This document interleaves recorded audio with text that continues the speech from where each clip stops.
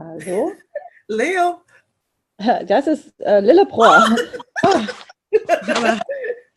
ich bin hier auf dem Sofa und ich bin nicht alleine. Ich habe nur Fell gesehen, sah aus wie Leo. Oh, there's a giant German cat. Ah!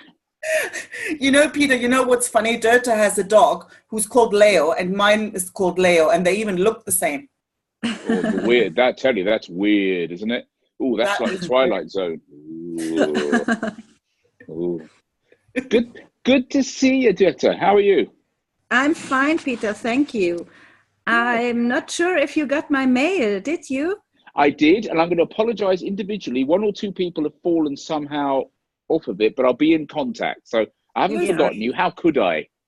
But I will be in contact and fill up any of the gaps. But my life's been, I've got an expression. I'm busier than a one-legged man in an ass-kicking competition. Can you say it again? Because I didn't. Yeah, I'll say it again because it may not translate well. I'm busier than a one-legged man in an ass-kicking competition. Okay. Now you got it. That's good. So I've got to settle down. I've got to settle down and work on that. But it's in here, so I will get that out to you soon. Yeah, it's fine. Good. And now you've got a mental image you could live without. Yeah. Mm. So how is everyone? You got Lucy there trying to get us comfortable while we look at her curtains. Comfortable and oh, have a biscuit. Oh, it'd be rude not to, wouldn't it? Dorothy, welcome as well. Hello. Hey, hi there. I like your earrings in your shop there. That's good. Ah, okay, so Dorothy, you can. Okay. I thought, well, who's that? Yeah, I have to turn off my video. I'm not sure. I'm sorry. Can you hear me? Yes. Perfectly. Yeah, we can hear you perfectly. Okay, great. Because for me, it's everything kind of collapsed here. There we go. I should just be on the phone now. Yeah, we can hear you now. That's good. We can hear you. Yeah. Okay. Robert, is it your do you birthday guys today? know how? Oh. Yes, thank you. Never mind. I was just trying to see how to mute myself so I don't. I'm sorry. I was just trying to see how to mute myself so I don't cause interference while I go and get in the car. So I think we'll pick my kids up. Is it all right? Can you? I mean, I can mute you if you want. No, I can do it, and then I can unmute myself if I want to say something. Yeah. Okay. Ta-da! Goodbye for a minute. Bye-bye. So, Robin, thank you for spending your birthday with us. Oh, very honoured. All right.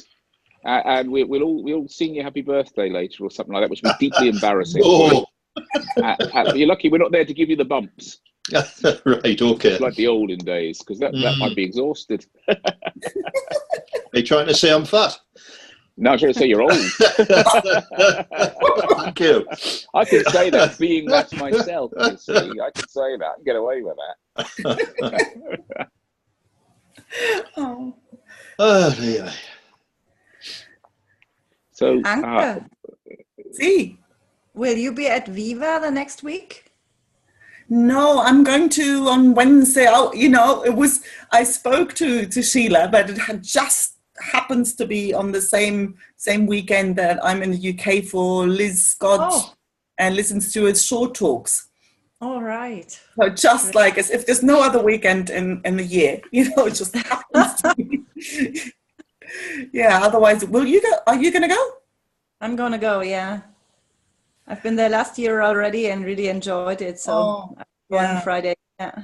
So hopefully you go again next year. So I think so. Yeah.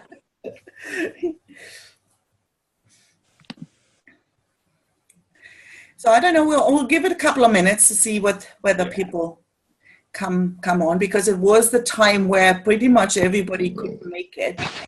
At least I think someone couldn't make it. Like most people in theory could. So I think we'll give it a few more minutes. Right. Lucy, how are you? I'm good, thanks. You? Fine.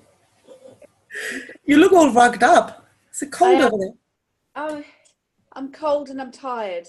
So it's just like being cozy. I might get too hot in a minute, but that's all right. And we don't mind if you fall asleep.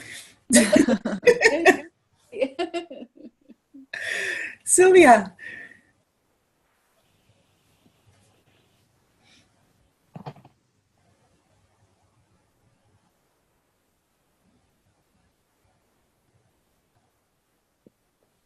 Can't see her yet. We're all just being quiet so Lucy can fall asleep. Yeah. Well, it's very considerate. It's very... Yeah. Hello. Hello. Hello. Hello, everybody. Sorry about that. What time is it over there? Oh, over here is only over in France, Peter. Oh, I'm an hour. me now. Where That's right, you did, Luke. That's right. Yeah. No, I'm in France now. I'm up the road from you, Anki. Okay. Not so far. Yeah. I thought you were talking louder than last time. That's good. But that's because I'm closer, of course. Yeah, I can hear you more clearly. Christina. Christina.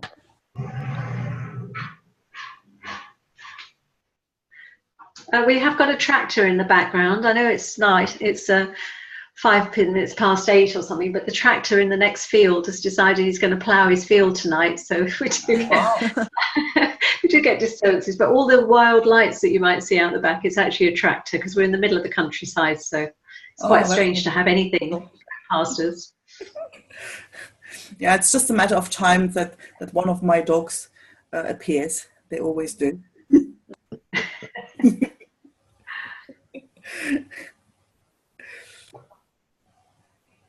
Hi.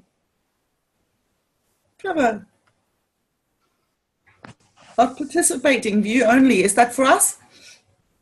Yeah, sorry, I've got the boy with me, so I'm surrounded by nursery rhymes and shouting. So I'm going to listen in as much as I can. Okay, that's great. Awesome. You can always sing if you want. Well, nice you could make it. Thank you. It's good to be here. Well, I think we'll just start, and whoever pops on will pop on. And so, yeah, welcome back, everyone. And very happy to see you all again. It sort of feels as if it's been a while. And so, yeah, today's sort of broad topic, I mean, we're not sort of super strict on that, is the 100% inside out nature of life, or otherwise called the fourth principle. and so yeah, I'd love to hear what's been happening for you, what you've seen, if you have a fourth principle that still shows up, or anything you'd like to share. Who's going to start?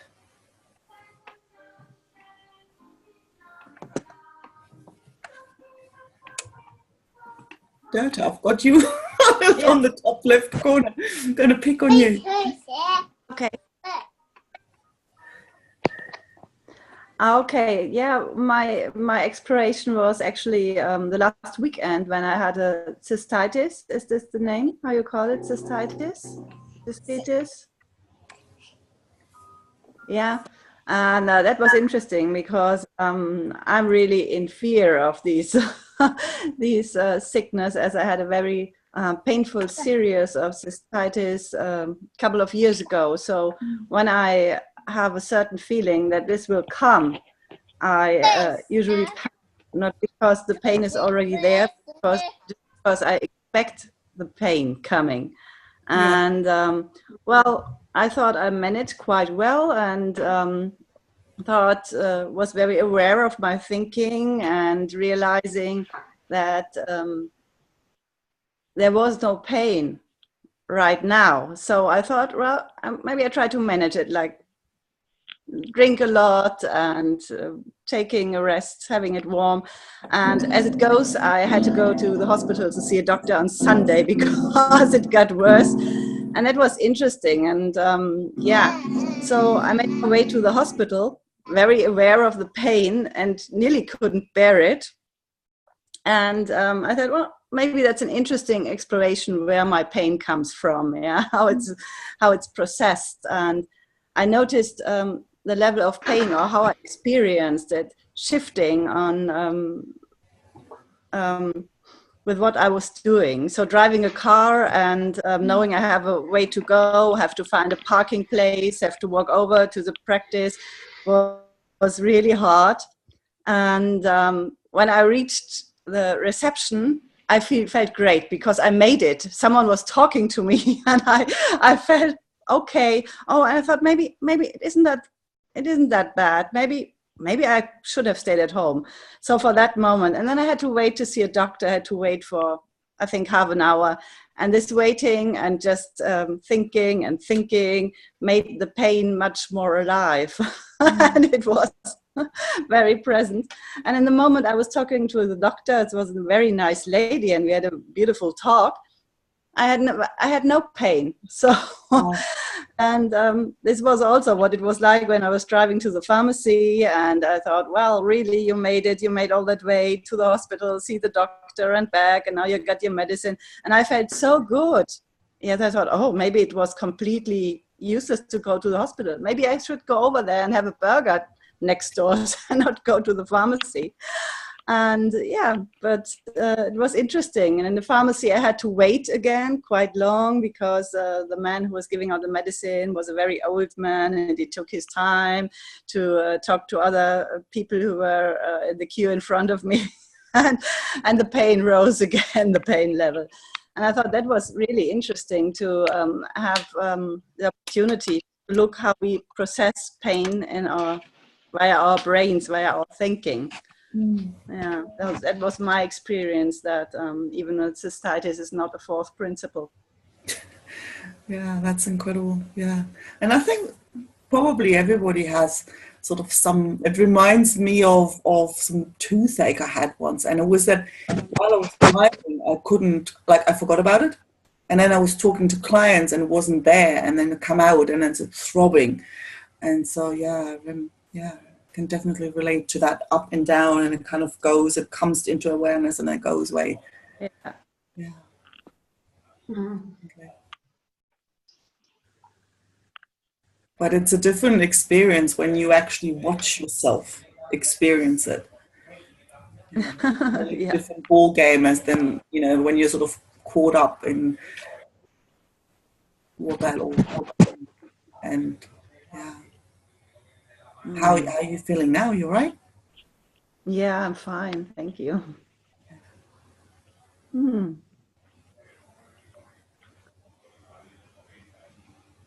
So, but I think what I saw will help me to be more relaxed in a state of pain the next time. I hope there will not be a next time, but anyway, when something occurs, when you have pain or whatever, to see, we have seen how it works and how it shifts with our awareness. That was quite a good occasion to really watch that very close. Yeah. Yeah, that's great.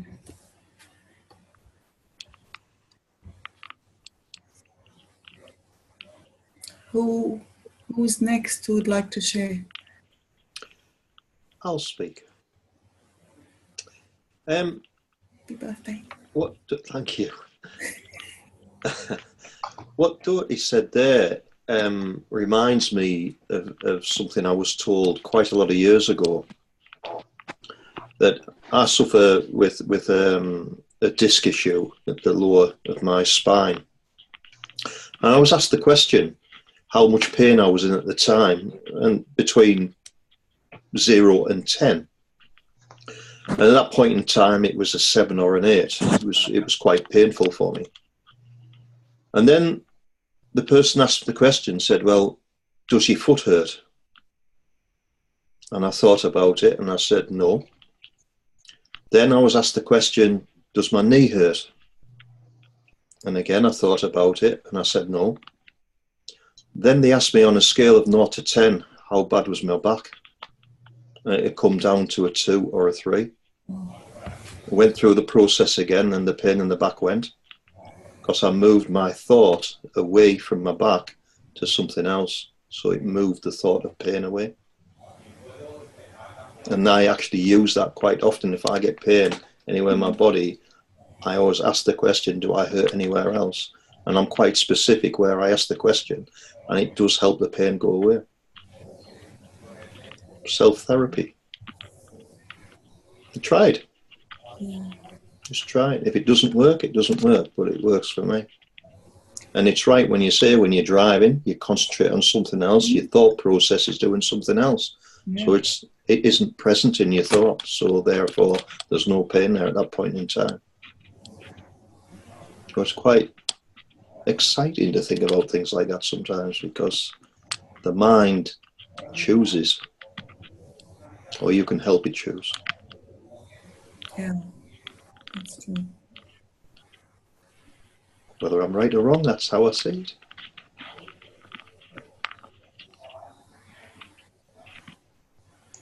I had a wonderful, wonderful experience a week past Friday. I think most of you will have seen the post of the presentation I gave. Oh, yes. Yeah. That was actually mind-blowing after the fact. I had no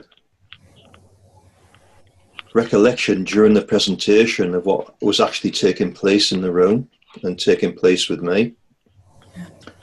For years, the Rotary Club has tried to get all our members to sign up to be sustaining members to Rotary International, which is a commitment of $100 per year. And I put a leaflet out on every table, on every seat, which were 50 plus leaflets. And when I was making the presentation, I was told people were actually writing the sustaining membership applications out. And when I went to collect them in at the end, there were only 20 left to collect in. That has never been done in the club before. And it was all linked into how I delivered the presentation and how I kept linking back on the importance of certain areas of that presentation, which I hadn't planned. And it was just, I was in such a good place that all that mattered was these children in Kenya, in Africa, that were suffering the lack of education. And it came out across the room exactly as I would have hoped it did. And it was unplanned. It really was unplanned. And I found that very, very moving at the end of it. Very moving. Yeah, it's powerful. You know, I remember that. I could even feel it reading that post. It even came across there. Yeah. Yeah. And I know how I deliver. I am okay with presentations and how I deliver, but I was in a different stratosphere for that. Mind, body and soul was just totally different. It was totally different during, it was totally different afterwards. It was unbelievable. Unbelievable. Very calming. Yeah, it's incredible. Yeah, it's almost, sounds as if it's almost coming through you, as if it wasn't even you. Yes, yes, yeah. I couldn't describe it at the time, but obviously when you reflect, you start picking up different areas and different thoughts, and yeah, it was magic. It really was magic. It felt really, really good. Yeah, it reminds me of that sense of flow when you're creating something or writing something and you feel it like it's not even me. It just sort of, comes through. That's incredible. Yeah. Well, thank you.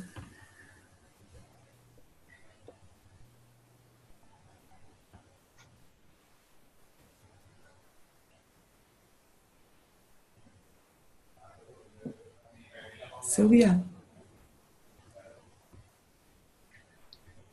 Yes. How did you know I was going to say something or wanted to say something? I've sort of been framing it in my brain, and I wasn't quite sure when it was going to come out, sort of ready, you know. I was going to say I sort of had an experience with the fourth principle of relationship this past few days, on a day where we just you know when you get into a spiral of deterioration, something that one says, the next person takes it the wrong way, and then you take it back, and it's just it just goes down and down and down and down. And we had a day like that, which is very unusual for us because we get on. We normally have a really good relationship. So when it happened, it's a really big shake-up to the whole system. And I was so deep into it. I kept trying to sort of think about the thinking, you know, in terms of the principles, and I couldn't. I was completely caught up in it. And then I thought, well, okay, I'm caught up in it. Just don't come out with anything stupid. Like, you know, it's so easy to just respond from a really bad place because you know you're not in a good place. And so I was so close to coming out and saying something. And the one message that kept going through my brain was, never threaten the relationship. You know, when you're in that bad place and communication's just off completely, just never say anything that's going to threaten the relationship.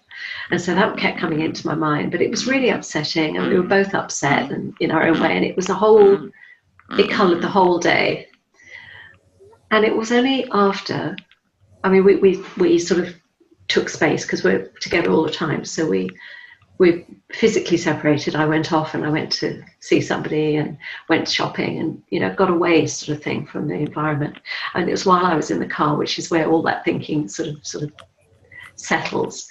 And I could see so many things. And the thing that came back to me the most was, okay, if this isn't about the relationship, it's about the thinking that's going on. And then it struck me, of course, Jamie's relationship quadrant. And it was just so obvious that we were both in this bad, poor thinking place, and we just got it, and it just immediately created conflict. It was so evident. And the minute I saw that quadrant, it hit me really hard, and I thought, well, at least I know where we are. even if my partner doesn't, I know where we are. And so it sort of helped me to get into that place of being able to see what was happening with the thinking and realize that I could then be compassionate. And so it shifted for me. I couldn't explain it to him. Being sort of the fourth principle, you know, the other partner doesn't see the same things I do and gets quite annoyed if I start thinking about or talking about principles or thought or anything. But it was really, once I just saw that quadrant, and I went back to read results again, just to read all around it again, because it was like, it is so simple. It's just recognizing when two people are both in that place of poor thinking, it really is not the place to be together. And it's like, how do you bring that awareness to others, so that, you know, if you're going to step into that, it happens. I mean, this is, in 2 years of being together, it's probably the third time it's happened. So, you know, we can't be happy all the time. There has to be a time. But it's when we both get into that place that's when the conflict comes into it, which then becomes unpleasant and not nasty, but just really uncomfortable and painful. So it sort of just brought the simplicity of the principles, because that's all it was like, I can see it. We've both got this really bad thinking at the moment. We're in this bad thinking place, and that's what happens. It's almost like it's inevitable that there's going to be something happen. Yeah. And so just for me to be able to step up and go, oh no, now I see it. I can be, well, at least I try to be more compassionate, because it is hard.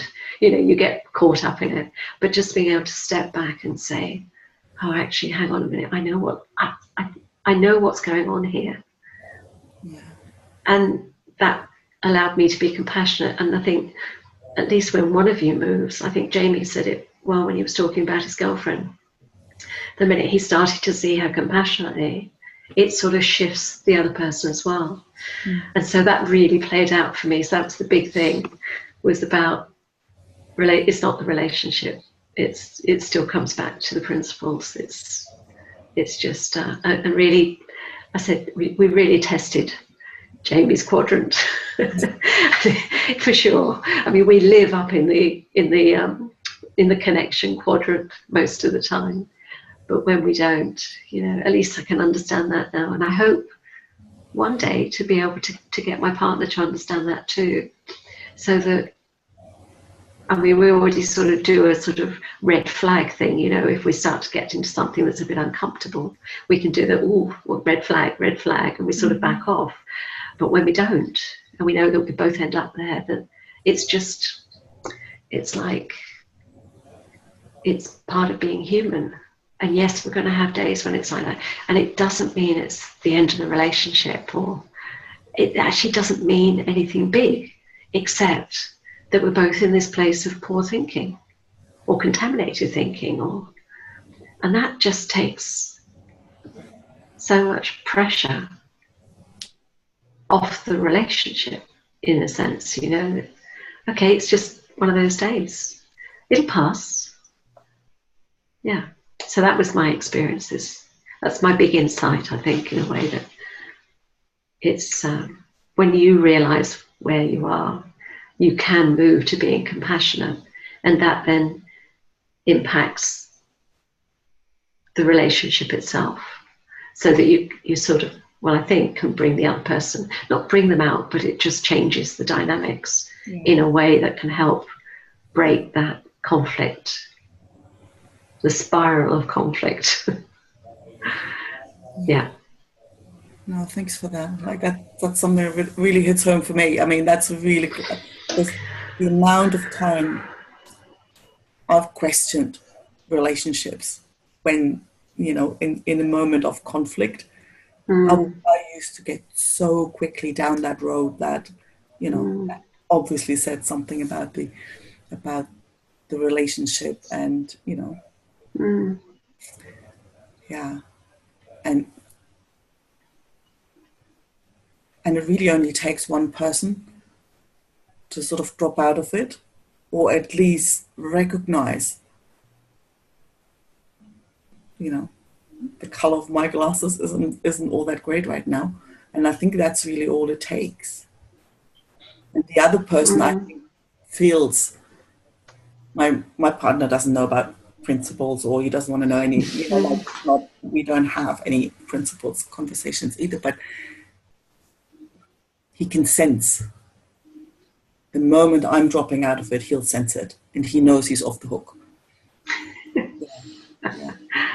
Yeah. Definitely.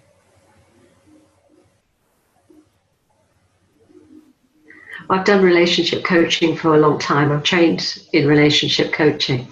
So we use a lot of tools to help people in conflict.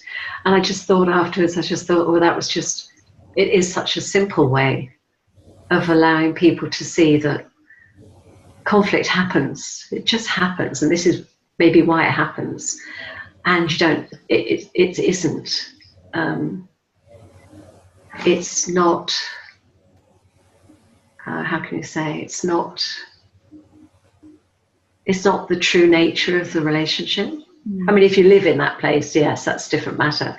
But, you know, if you've generally got a good relationship and you just fall into that every now and again, because I know the first time it happened, you know, when you've got, it's like anything, if you've got something really positive, the first time it happens, it's like, oh my God, I made such a mistake. What have I done? You know, it's like, no, we were happy and everything was fun and everything was so great. That must mean that I've missed something and this is the end. And of course, it's just not true. It's not true at all. So it's really started to, well, just that one thing is shifting my thinking around how I would coach a couple now if they were, you know, having conflict. I think the principles just gives it such a foundation, such a simple foundation for understanding how we lose connection. So I'm still working on it. It's still something that's sort of, you know, the insight comes. It's sort of like a small insight, but it's growing. It's to sort of think about it more and about how it can be applied and things. So, yeah, very powerful. So I've decided the relationship is not the fourth principle. That's what I'm trying to say. But that was my test. Yeah. I think it was actually reading George Pransky's relationship handbook. It's the first time that the idea that a relationship could shift just by just one person shifting. I always thought, there needed to be two who work on things and whatever. And it was the first time that whole idea even came onto the horizon. And when you experience it, you can really see, you can really feel how that works. How, as soon as the moment you drop out of it and you're no longer caught up in it, dynamic changes instantly. Yeah, and these quadrants are really, because you're already up there, and it's a different game. Yeah, it does. Peter. It occurs to me to speak to something that Sylvia was talking about, and when I teach this stuff to groups, I often describe it as, you've heard Jamie describe it, as your internal weather. It's going to go up, it's going to go down. You don't have any control of it. Some days there's a storm going on, which you project out onto the world, your partner, what have you. And the interesting thing is that when you bear in mind that we've all got weather, fact. Thinking is an ability, not a reality, and because you're alive, you're going to go up and down the emotional, roller coaster. The longer that you spend with somebody, the more of those you're going to see by nature. So honeymoon period, you'll hardly see any at the beginning, but over a longer period, you're just going to be witnessing more ups and downs. There's times you're both down together and you'll have a Sylvia and partner moment. And there are, it's fairly obvious, and many people's relationships break up because they think, I must find somebody who has less of these, but whoever they're with will have weather no matter what. And it's just one of those interesting different ways of looking at the fact that because we're human, we feel our thinking, and sometimes our thinking's stormy. Or not appropriate for the moment, or there's a disagreement in place. So there's no perfect other, really. And it's, again, the moment you say, "Oh, hang on, I'm seeing my goggles, not the world, at this particular moment," and for that matter, so are they. And you're right, Sylvia. If one of you goes, "Whoa, I'm out of here," just back off, then it will calm down inferentially. Over time. So I just wanted to talk to that. I don't know if anybody else has got any thoughts on that. Yeah, what comes up for me is also the expectation we have of, any partners changing. Like the more you see where your feelings are coming from, like I think a lot of pressure is taken off that significant other. If he doesn't have to, make you happy. So when he's got a bad day, it's not such a big deal. I think it sort of, takes a lot of pressure off the whole relationship game.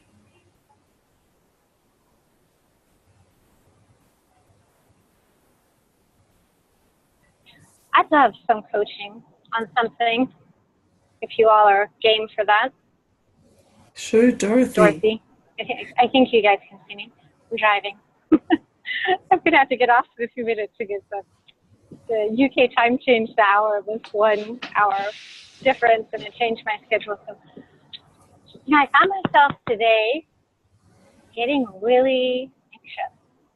And I'm usually not so anxious anymore. I'm usually pretty able to deal with whatever's coming, but I got an unexpected call from my boss, and she was in a tick the dog kind of mood, And I understand that it's not about me. And as far as the technical stuff went, everything's fine. I mean, as far as you're cutting out. Hello? I can't really hear you well. I'm sorry. Okay, maybe I should wait if you can't hear me. Is it any better? Yeah, I think it's a bit better. Okay. But I found myself the whole day just having this like tight, kind of knotted feeling in my stomach, and just not being able to get myself out of my head over just feeling anxiety, just feeling like I have so much to do that if I could just triplicate myself, I'd be in really good shape. One person to take care of the kids, one person to do this part of my job, and one person to develop my business. And yeah, anyway, I don't know if anybody has any words of wisdom, but I'm still kind of feeling like that. It's good to be here and just to hear everybody talking. Yeah, it sounds I get it. That I'm. Say it again. It sounds like my day, Dorothy. You know, like exactly. Okay. Yeah, that sense of actually, I need a couple more. You know, with all the things that have to be finished before I fly to the UK on Wednesday, and yeah, that just seems to be like 50 hours of work and 10 hours left, and the knot in my stomach, I had that as well, because I knew I had to speak to a client today who, yeah, wasn't going to be happy, or well, you know, as always, in the end, it wasn't bad at all. But yeah, I know I spent most of the day with that knot in my stomach. Yeah, I'd love to bypass that whole knots in the stomach, forgetting to eat lunch or go up and get tea, which I'm a massive tea consumer. And I mean, it's in a way I can see it's such a, I'm not sure if you can still hear me, it's kind of going in and out here. It's such a non-reality in a way. I mean, I look outside, it's an incredible day. It was pouring rain yesterday, and today it's so beautiful. It's like the kingdom of heaven, and we live in a beautiful place too. And I'm kind of laughing at myself because I'm thinking it's so beautiful outside. You know, the whole world around me just has this feeling of wellness and vibrance. And I'm sitting in my office all knotted up, like, I have to get this done, and I have to get that done. And, you know, anyway, what can I say?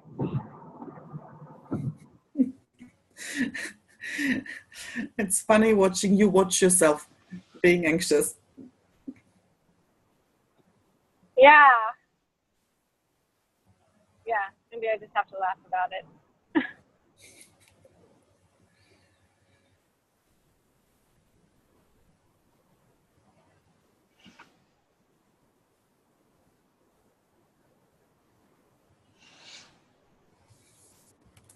Yeah, it's like, I love the, you know what Peter was saying, how it's like the weather. And like for me, it feels like clouds passing through, and you never know how long they take to pass through. Like, you never know. Sometimes you'll drive, and then there's something on the radio, and it's like instantly. At other times, you drag it on. Peter, it's that expression that's really resonated with me, Dorothy, that Jamie's used once or twice, and that is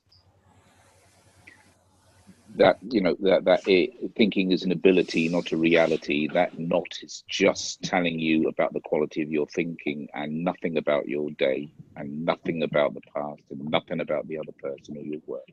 Just your thinking's gone off whack. And the expression is, the less I give a shit about how I feel, the less shit I feel.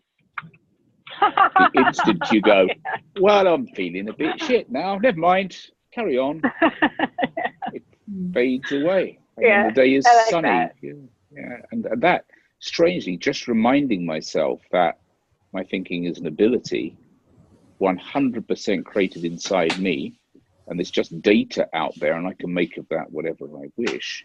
And sometimes I've got internal weather that puts a knot in my stomach, but the knot in my stomach isn't about anything apart from my thinking going off a bit whack.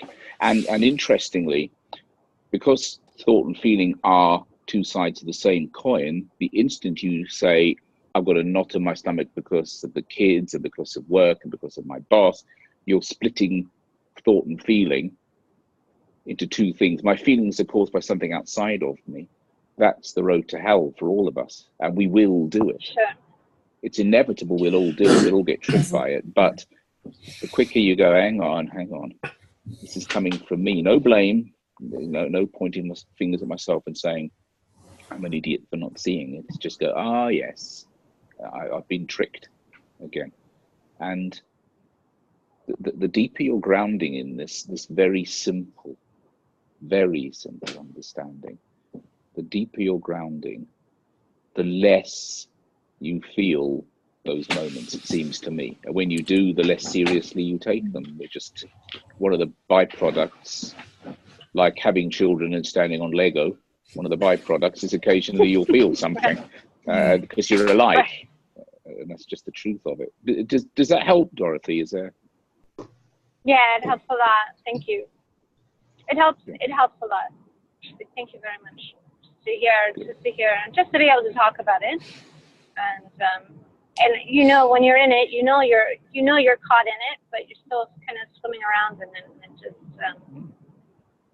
maybe just not to care, I think, just to be able to have a sense of humor about things and let them pass. Yeah, well, I've noticed the moment I stopped taking myself quite so seriously, everything got a lot easier. I'm just lucky to be alive, and then one day I'm not going to be. So whilst I'm still bobbing around on this beautiful planet, I might as well enjoy it. And every once in a while I'll lose sight of it, but it happens less and less. Yeah.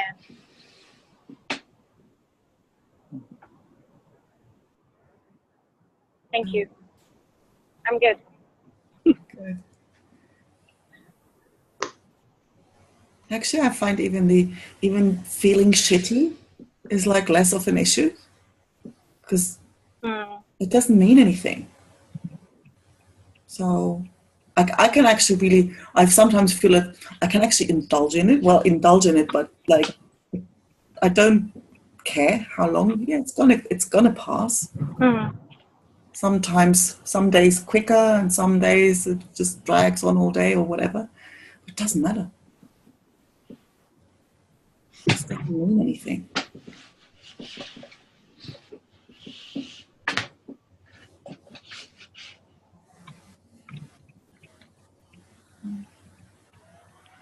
Lucy. Hi.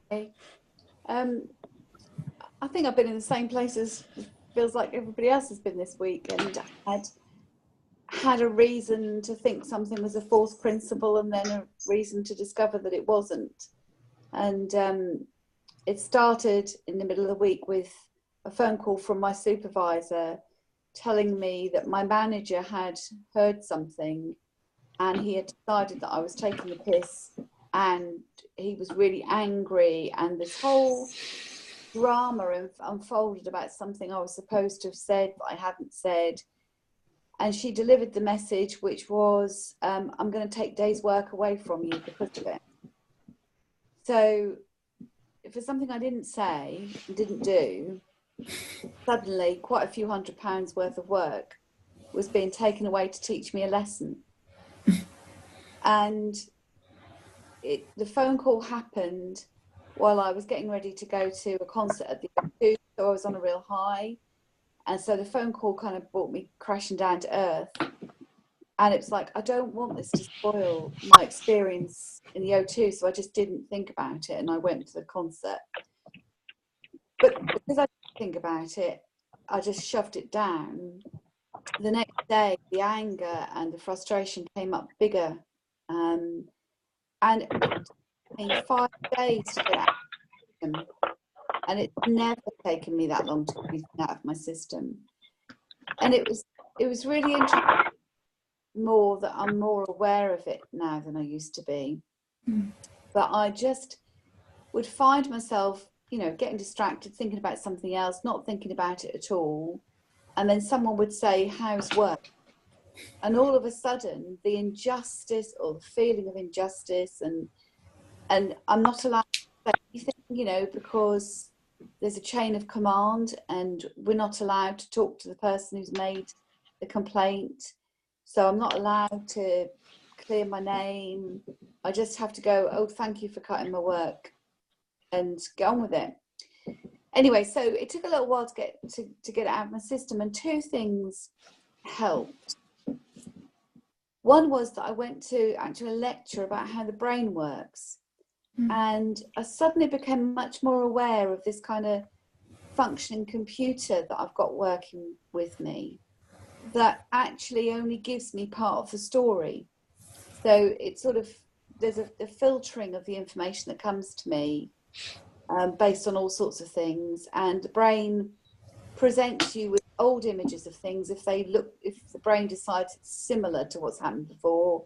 To save brain power, it gives you the old image rather than the new image.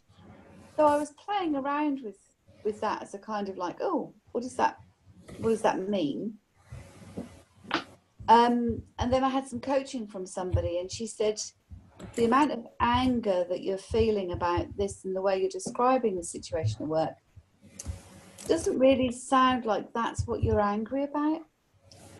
And I suddenly realized that actually I was angry about that I'd been spoken to like this before, and that before I'd not been allowed to say anything, and that had led to a whole load of different things happening. So I thought, God, if my brain is interpreting this as being the same as the previous experience, it's no wonder that my thinking is turning this into something enormous that it doesn't need to be enormous. And so I just kind of relaxed with it and thought, okay, I'm not seeing the whole story here, because I'm literally not being given all the information. My brain's just decided not to. And so then somebody gave me a different perspective, and all of a sudden it was like, God, yeah, I just hadn't even thought of that. I hadn't even seen it from that perspective at all. And all of a sudden it became a nothing. And it was a mixture of realizing it was my thinking, but it was also understanding we do have a mechanical body that does work in certain ways, and therefore does alter. It plays a part in our thinking. And I found that fascinating. So I was just a bit shocked it took me so long to let go of it. But I kind of learned from that, really, because I thought my clients are going to feel like this. So it's all very easy saying to people, well, you know, it's your thinking. But sometimes that's the most irritating thing to hear. And I knew it was my thinking. At a logical level, I knew it was my thinking. And at a logical level, I knew it was my brain that was altering or providing only parts of the story to me. So I got the logical bit. But it was only when I really suddenly thought, well, what is it that actually matters about this? Does it matter that somebody says I've said something? And then I started to think, well, actually, I work in a prison. So the people I'm working with are ex-prison officers. Their entire world is about spotting the potential for danger. That it's their job to report anybody that says anything that might be a problem. And actually, that's all they've done. So in their world, reporting somebody complaining is a way of protecting from a riot happening, because that's their world. And I'd never really thought about it. And I'm expecting them to behave like a corporate office would. You know, I'm expecting a prison environment to operate the way I like operating, on, you know, ground rules that come from business. And they don't. So there's not much point in me being annoyed about that, because that's just the way that works. And I just then realised that actually the bigger thing is I don't want to work in that environment. So it's time for me to leave. And not from a place of, I'm not going to work with them because they've been rude to me, but from a place of, actually, I don't want to be in that environment. And there's no drama about that. That's just not where I want to be.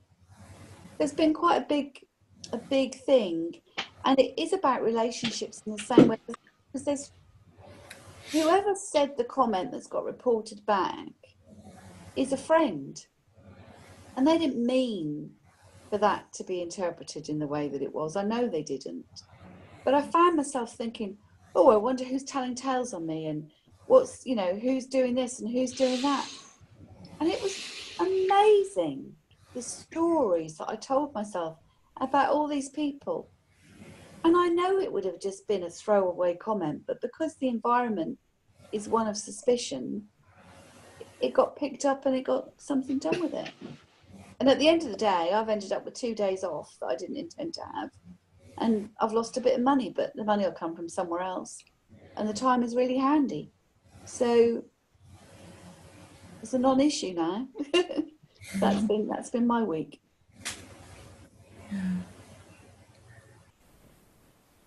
Don't you love it when issues dissolve with one insight? It sounded as if, like, the 1 second when you know, logically, you kind of, yeah, I know it's, but I think it sounded like the split second you could really see some other perspective. That was when it came home. Yeah. Oh, yeah, it is just made up. Yeah. Yeah. I don't have to see it my way. Yeah. Don't even need to see it their way. It just is. And we never know where that insight comes from and how long it to get to us.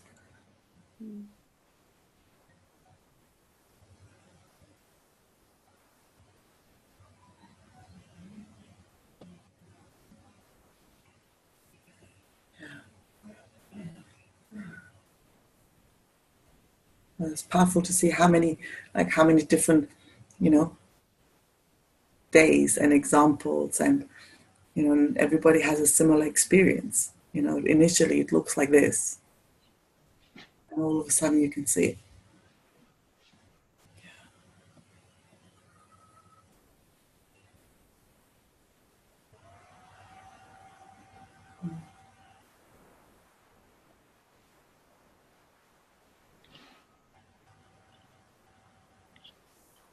Christina? Yeah, my week. I have a buddy since 4 weeks in my gym, lifting weights. And she is complaining the whole time about the music, about missing weights. There are small things which were stolen and they're missing. And she's complaining that it takes so long to get new ones. And yeah, complaining. So I suggested reading Clarity, which what she does now. Very good, but still, she hasn't read it through yet, so she's still complaining. And I notice how calm I am. I don't think all the stuff she's complaining about, it's not worth complaining about. I just don't care. But today was a situation where I noticed that it can also be going too far. Because there was a guy sitting lifting his weights, and he was sitting there, and even in the breaks between the sets, he was still sitting there. And that's normally the way where you can say, okay, now you can go. I have to wait anyway. What he didn't. So after she was complaining again, and then she said to him, "Oh, okay, how long does it take?" And we should be there to lift our weights now. And I said, no, I wouldn't. I would just wait. And then I said it to her, and her remark led me thinking, that it is really that you can be too relaxed, because it's a rule in the gym that you can be the one between his breaks to lift the weights.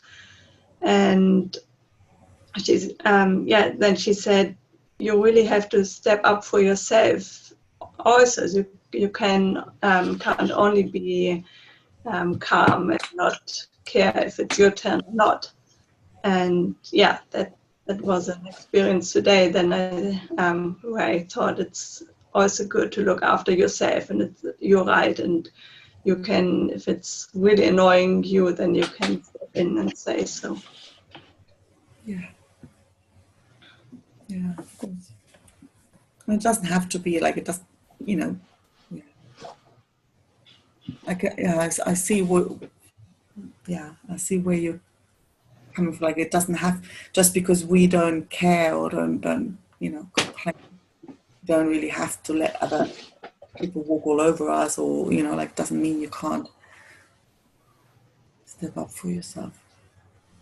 Okay, that was an example, but it wasn't really important. So I wouldn't say I would wait still, I guess, because it's just not worth going into action. But my thought, thinking it was, okay, if it's a thing where really my boundaries are broken or something, then yeah, you should really step out and say something. And you would, I think, wouldn't you? Yeah, I guess so. But today it got me thinking and said, okay, yeah, you really have to look more into if it's important for you, really important for you or not. That situation wouldn't be, I can wait 5 or 10 minutes, that's okay. But in other parts, yeah, you really have to say something then. No, I think that topic often comes up when it quickly goes towards, what about abusive relationships? If you're so laid back and then totally understand where the other person's coming from, and so I think that usually it often comes up in that context. Now, yeah. But I think in that context, the more grounding you have, you wouldn't let your boundaries stepped over. I think then your grounding is so far that you say, okay, no, that's not further than that. Peter? What occurs to me, because there's often this piece about, you're quite right, Christine, I people bother me an awful lot less. However, bearing in mind that in the principal world we live in, we're all sparks of life and we're all exactly equal with the ability to do all sorts that we wish with our lives. As soon, and this is the way that it would work for me, as soon as somebody believes there's a hierarchy of hogging the weights, I am more worthy of being on these weights than you because I've got bigger muscles. That's when you cross that boundary of humanity, of our equality in it all and the fairness of it all. And so that we're all shiny little bits of God on this earth means that we're all equal, and therefore if it comes from respect, mutual respect and love, then back off and let somebody else have a go. If it comes from fear and its manifestation of, then it's worth a challenge, I believe. It doesn't have to be a huge challenge, and in many respects it doesn't have to matter deeply, but it's about leveling the playing field for me, so that we all can respect each other, our individuality, but nobody's worth more than anybody else. That would be the point of challenge for me if I had to do it. But if it didn't matter, if somebody wants to be the way they are, then I'll just quietly pity them and carry on living my life. As long as I'm at peace with myself, I can't make anybody else be at peace with themselves.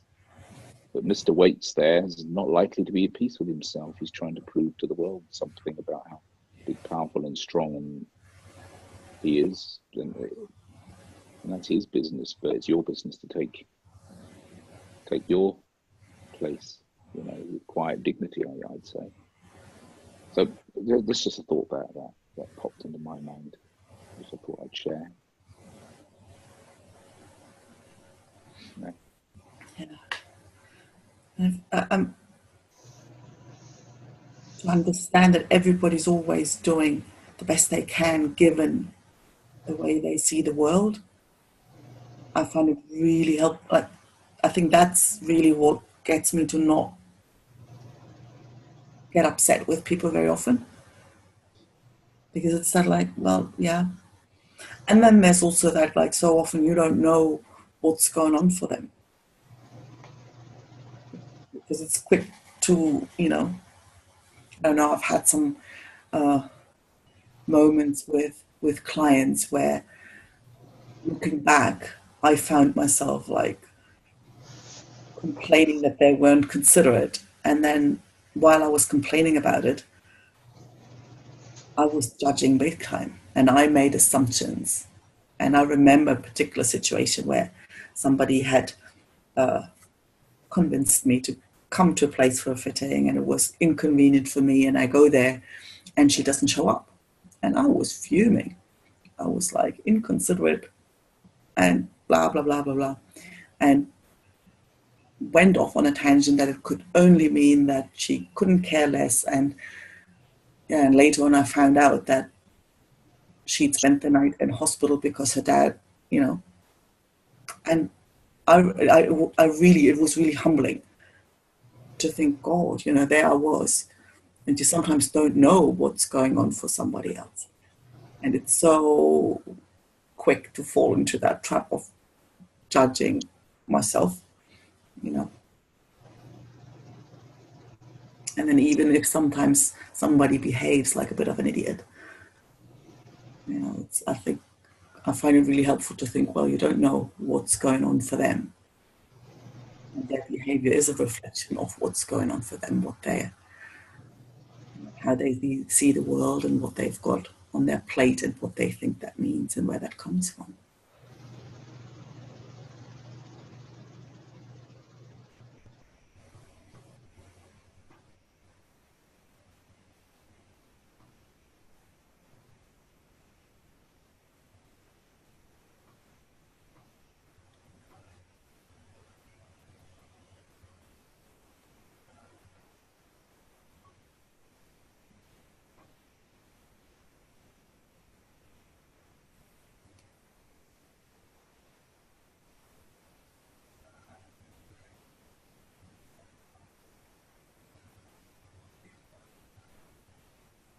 Yeah, it's interesting to see how since the last module, there's been, you know, that whole looking for the fourth principle, but it really looks like nobody's finding one.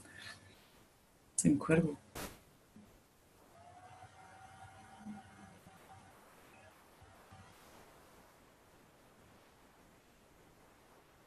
Peter.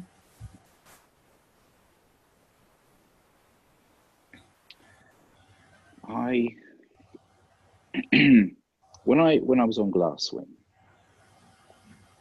and I now know that it was my intellect who said, I understand this, nothing to see here, why am I going to spend even more money, move on. But I stuck with it. The more I spend time with this, with you lovely people, with Jamie, reading books, coaching people, the deeper and deeper it gets. And I've become even more aware that I like that fish that doesn't know it's water. I'm becoming more aware that it's water. I've become more aware that I'm swimming in a sea of thought more of the time. And it's not, I don't remind myself. I don't go, oh, hang on, you're feeling, you're thinking. I don't do that anywhere near as much as I did. I'm simply more present, more aware that I'm feeling a thought in the moment. It's not saying anything particularly. If it feels like wisdom, I act upon it. If it feels like fear, I tend to lean into it now far more readily. In fact, I find myself running towards a thing that makes me feel icky far more readily, because I know I'm the creator of icky. So why would I let icky stop me? So I just go, right, what's that trying to tell me? Unless it feels like somebody's actually going to chew my leg off, then it's probably nothing worth being concerned about. Run towards the fear, because the very edge where you fear to go is where your learning and your growth is. Always. If you spin in the same circle, you rinse and repeat your life perpetually, doing much the same thing in the hope that you'll find a new answer, then you won't. It's like that story. You're looking under the streetlight for your car keys when you lost them in the park. It's dark, you're looking in the wrong place if you keep looking where you already are. So I rather like feeling nervous or scared now. It doesn't happen so much, but as soon as I feel it, I think, that's an interesting place to go. I wonder what I can learn. And it might be, don't go there, but I'll be there to find out. I'm not going to second guess myself. As a result of which, I've noticed, and it's the same shame that Dorothy's not here to hear this, but maybe she'll get the she'll get the recording, yeah. She'll get the recording. I find myself infinitely more productive. I don't tell myself stories that I can't cope. Sometimes I feel like I'm not coping, but I do it anyway, and I always get through.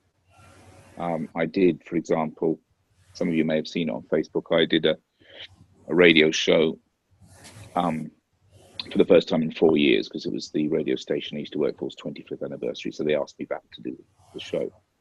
And I ended up in a studio I'd never used before, with equipment I'd never touched, with the buttons all in a completely different place, and not a clue what I was doing or where things were, on a breakfast show, which is the flagship show of the station. And I was A, trusted to do it, and B, thought, yeah, I could feel nervous about this, but hey, let's just have some fun. So I went in and I had infinitely more fun than I would have had I got up into my head. And then later that afternoon, because I'm a politician now, I went into a meeting to talk about the building of a brand new hospital over here, which is ridiculously expensive and the biggest project has ever been undertaken, financial. And I went to the hospice today to talk about fundraising efforts and what have you. And I find myself just turning up and letting wisdom talk for me. And I stand back sometimes and I'm deeply amused that this stuff, just like Robin was saying, this stuff just comes through you.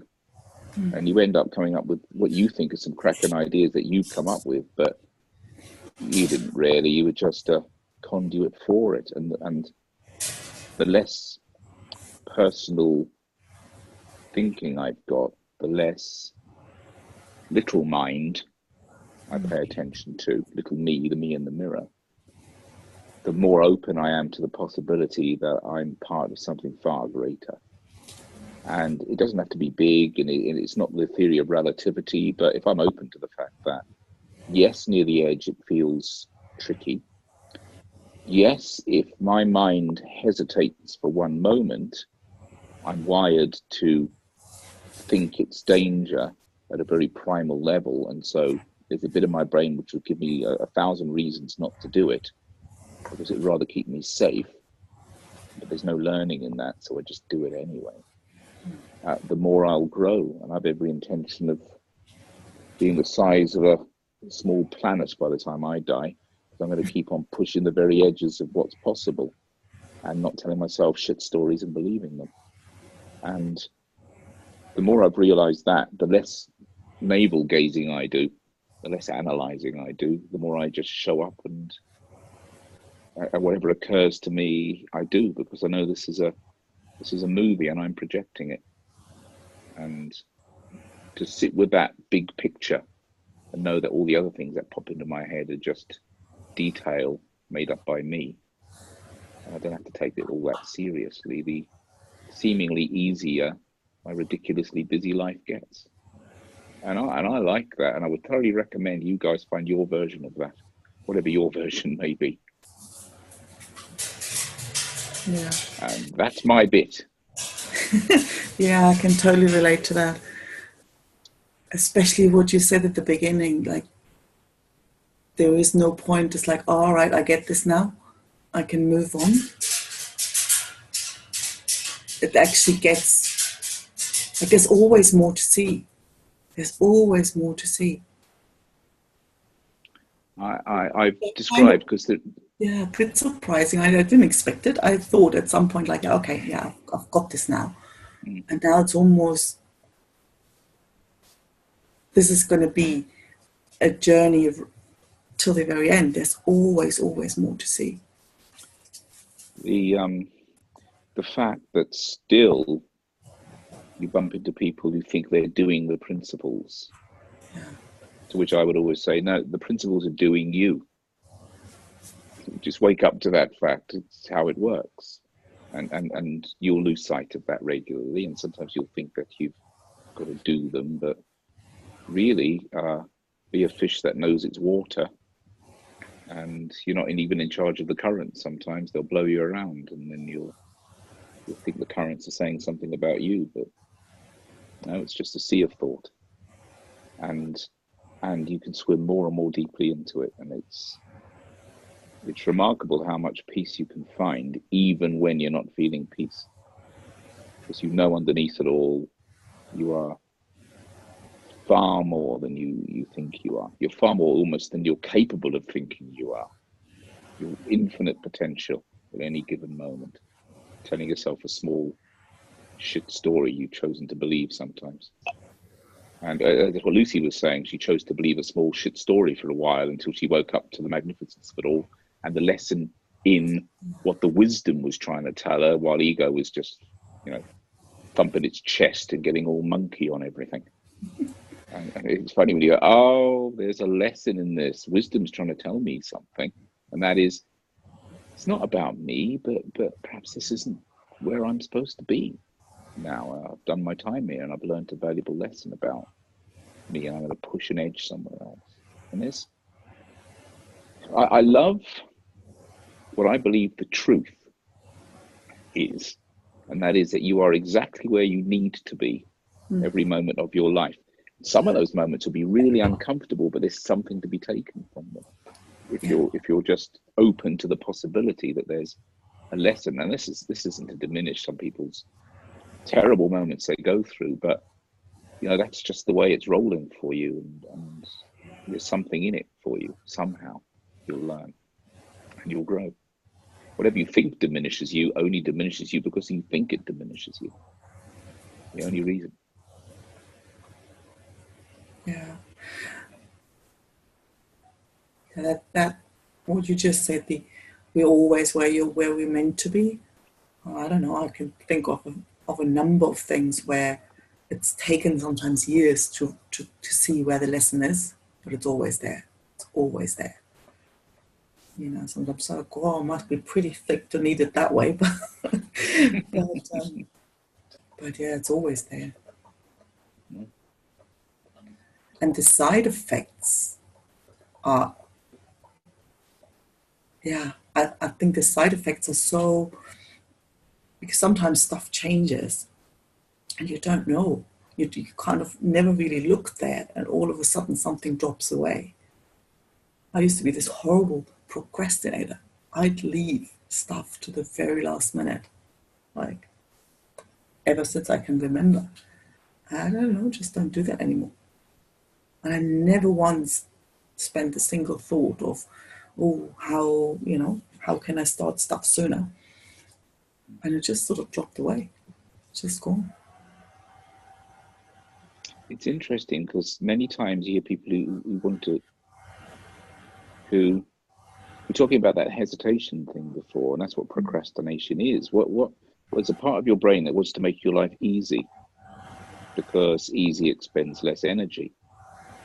So it says, oh, you've hesitated, so don't do that. Do it later, and go and find something fun to do, like Sudoku on your iPad, or watching EastEnders or some such nonsense. But actually, if you lean into it, that feeling that you get isn't telling you about the task at hand. It's saying, hang on, you've got some procrastinating thinking going on here. Make of that what you will. And then you just lean into it and get it done. You get far more done. You've got the same 24 hours in a day that Einstein had. Yeah. You know, he seemed to manage to achieve quite a lot. So, you know, stop telling yourself stories that you can't, and be amazed at what you can do, and listen to the wisdom as to whatever that is. Yeah. And funny, there's this hilarious video about, you know, the instant gratification monkey, and I could never even relate to it. I think I was just so used to the feeling of pressure. I was just used to it. It wasn't even that I thought I wanted to do something fun before. You know, it was just, I think I was so used to that sense of that knot in the stomach, that, like, you know, deadline, something's looming. I was just so used to it that I didn't even question it anymore. And the moment you see that that's just the story that's made up too, that's it. Just thought created means nothing, then it just doesn't make sense anymore. It's funny, and you know, any of the other guys got anything to share, then just jump in. But my word was always expectation. Was the one that got me. I thought everybody had high expectation of me, and I've realized that I was just making that up, and I turned up and do what I do now, and, you know, here's hoping everybody's happy, but it's not my job to make them happy. Just by my action, they might well be, but, you know, I don't have to be. I'm not put on this earth to make them happy. I'm put on this earth so they can make themselves happy, and I could just guide them in that direction and be at peace with myself. And so therefore, it's more likely to happen. So now I just rock up to each day and think, I wonder what this has got in store for me, and then boss my own day, as it were. Remember, it's my thinking. I can boss my own day. I could say, right, I'm taking charge of what happens to me today. I'm the boss of it, you know, within boundaries of what I want to achieve come the end of it. And I go out and I achieve as much of that as I can do. At the end of the day, I'm tired, but that's okay too, because the only reason I can feel tired is because I'm not dead. That's true. So I'm alive. So here we go. Bring on another day, because they're disappearing rapidly. So I might as well fill them up. But at the end of it all, go, God, that was all right. I enjoyed that. I enjoyed life. And I filled it up with lots of interesting things. Yeah, that's kind of the way it feels. More and more so to me is that I genuinely I take what I do seriously, not who I am. That makes it all so much simpler. And I guess that's something that Lucy may have realized in a moment, where she went, yeah, I'm okay. And I want to do the best that I can do in my life, because it's my right. But less ego in the picture, you know, and therefore I don't have to fill my head up with little mind personal noise. So, there's Lucy there. She's going to say something deep and meaningful now. Excellent. I don't know about deep and meaningful, but it's 8:15 and I'm fading because I thought we were finishing at 8. So I'm going to love you and leave you, because I'm not present because I'm too tired. So I'm just going to go. Okay. Next time. All right. See you soon.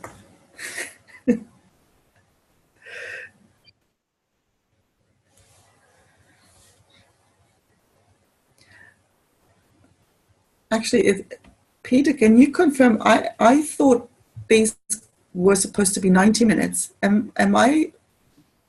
I think you're right. But on this call, Anki, you're the boss. You can do whatever you want. You are truly queen of Zoom.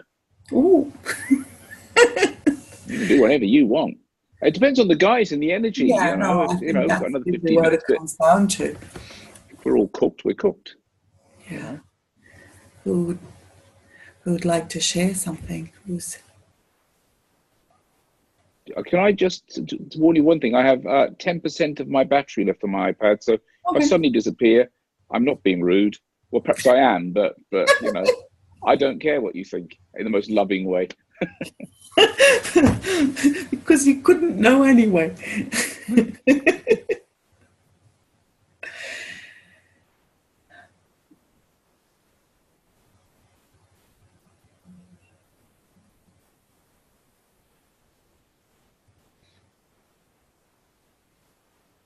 Christina, can't hear you. Unmute yourself. Always the thing. Yeah, again about my gym, because I never was really into sports, and I never loved to do lifting weights or something.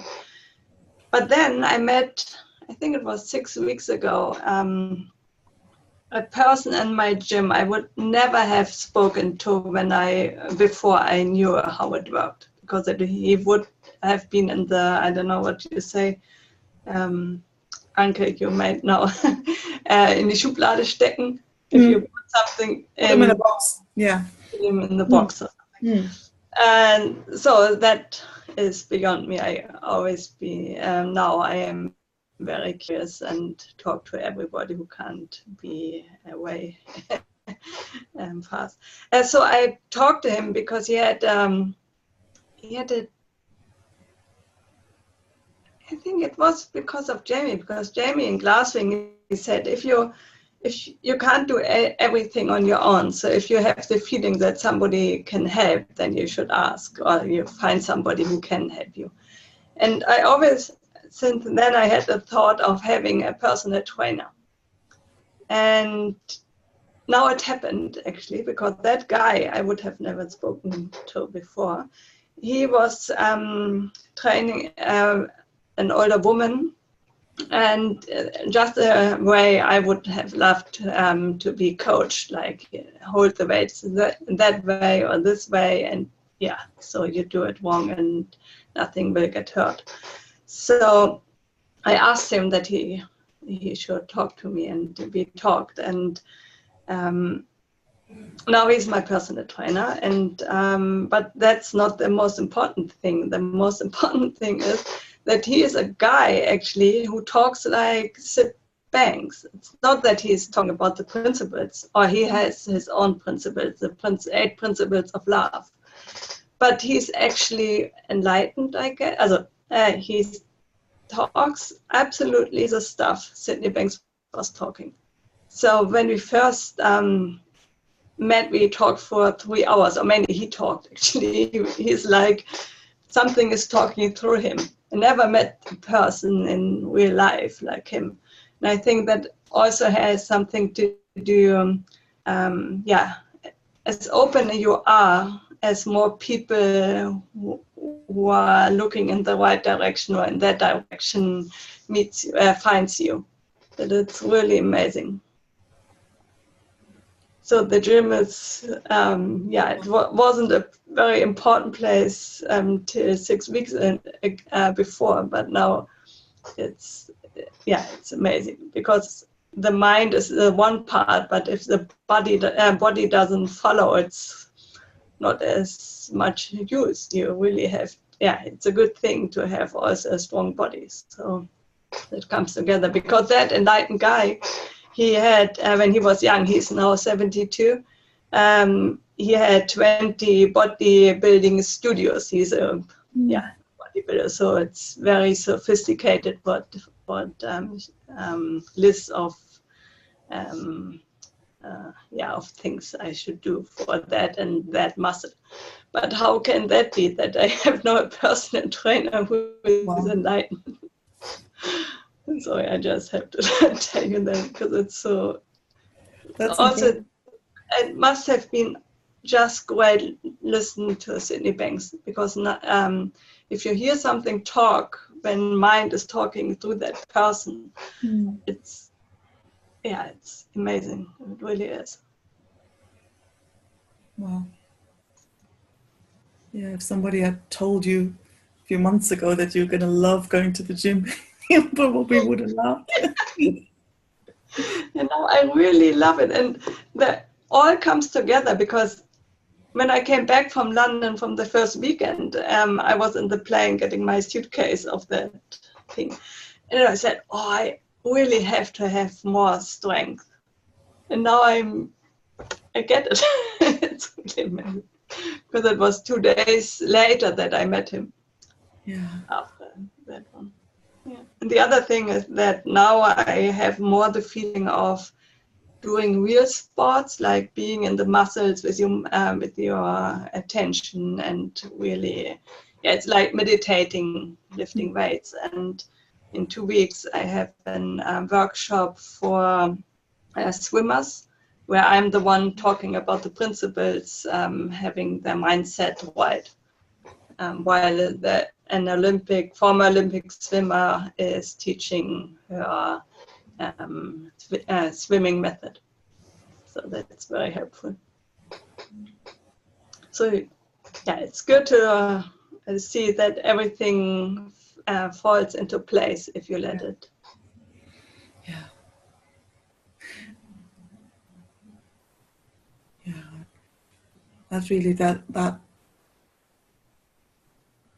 yeah, it feels like that for me as well, that things are falling into place when, yeah, like the less you try and make something happen.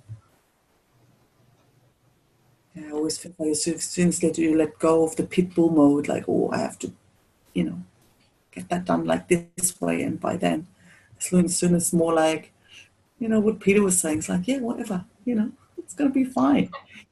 Yeah. And all of a sudden stuff happens. Yeah. Okay.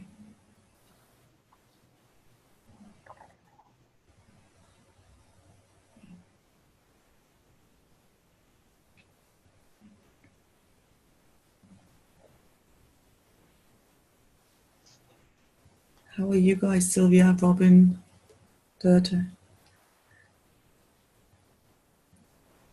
Can I quickly share something? Or? Yeah. Well, I feel pretty full now. I think that was a very nice sharing to wrap it up for me. So, and yeah, I love the notion of things falling into place, and I have that too in my life, and even I noticed it in the lives of the people around me. The more, and that's also very interesting for me, the more and more I settle into my true self, and I see myself for what I am. Not all of the day, of course, but the more I'm resting in that quiet, even doing all the stuff I have to do, I see that this peace is, how to say, is it emanating to other people or to my surrounding? And even there, I can see it with my neighbors, with my kids, with my parents, with the people we touch. Yeah, it sounds like a bit miraculous, but yeah, I think that's it. Yeah.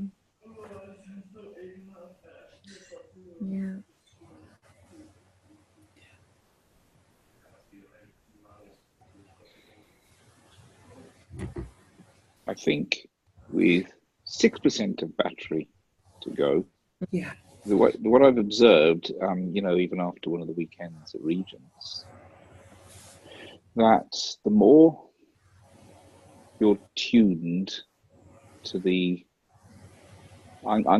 words occur to me, the more you're tuned to the music of the universe, which flows through you, the more attractive you are to everybody else who's just slightly off tune.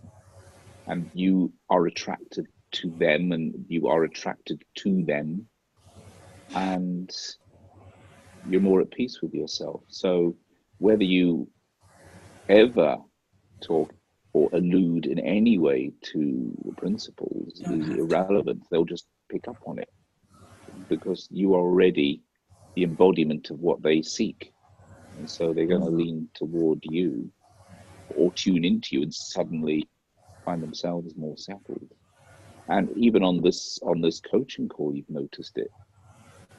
People are a lot more settled on this one than they were on the first one we did, because they're tuning more readily, and they're off tune less of the time. But when they are off tune, they realise that is of their just the nature of what's going on in that moment for them. It's nothing about them. So yeah, I think Dirty, you're giving out a lovely tune. Well done. Yeah. Sure does.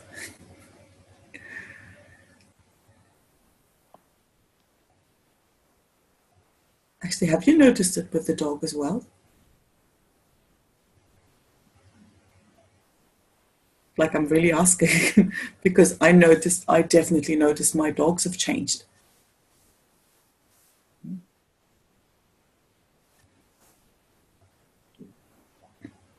I think they would. Certainly, I've noticed that the cats are calmer around here, possibly because your dogs aren't here, but I think it's just they're generally more relaxed. Well, mind you, there is one right here, actually. There we are. Yeah. They'll pick up on you. They're tuned to you because they